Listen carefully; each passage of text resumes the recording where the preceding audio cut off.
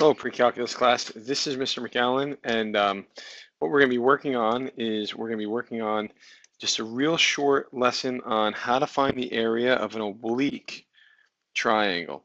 Now, this can be used as long as if you find all the information out about the triangle and you pick out the side angle, side information. For example, I'm just picking out this side, this angle, and this side.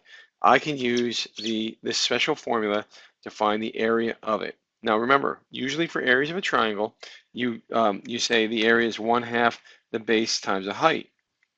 That's because the base and the height are perpendicular to each other and they make a right angle.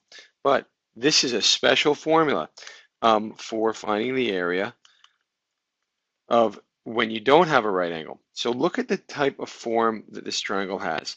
If this was angle C, and this was angle A, and this was angle B, what you would have is side A, side B, and surrounding angle C would be B and A, and look at the way this formula sets up. The area of the triangle is equal to 1/2 little a, little b, sine of angle C. Now, this can be converted to other forms. For example, you can find the area of the same triangle if you had a half, let's say BC times the sine of angle. Well, if B and C are used for the sides, then guess what the angle has to be? That you guessed it, it's got to be angle A. Here, let me set up another one. Area of the triangle, 1/2. Let's say it's the other permutation where it's A times C for the sides, and you would say the sine of angle, hopefully you got it by now, angle B. Well, in this case, because the way I label this triangle, we're going to be using this formula.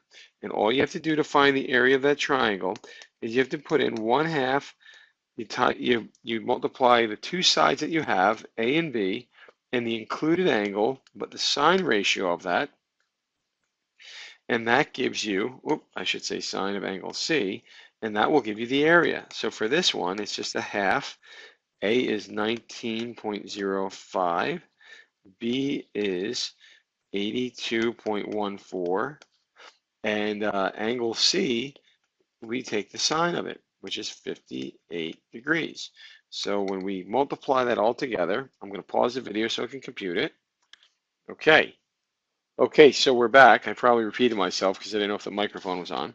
But you could see that I took the formula, I put in the side lengths and the sine of the included angle. That's called the included angle because it's between the two sides that we have.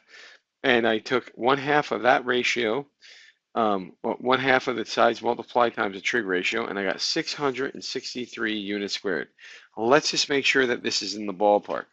Imagine if for a minute we had a rectangle where one side was 19.05, like the bottom side, and the height was 82.14. And if we multiply those together, we would get 19.05 times 82.14. We would get a value of 1,564 if it was this size block. Units squared. So notice we have a triangle where these sides have been kind of sloped inward towards each other, so we obviously should have less area, and we definitely have an answer that's within the ballpark. So what I have here for you is another problem for you to try. Let's say that I give you a triangle where I say side C is equal to 100, side B is equal to 100, and let's just say angle A, which would be the included angle, is equal to 60 degrees. What I'd like you to do is I'd like you to find out what the area is of this triangle, and this will be your homework for tonight. Remember how to use that formula? I had some other versions of it up above with different configurations, so make sure you try that out and you report back to me what the area is in the Google form. Good luck, and I look forward to hearing your comments on this video.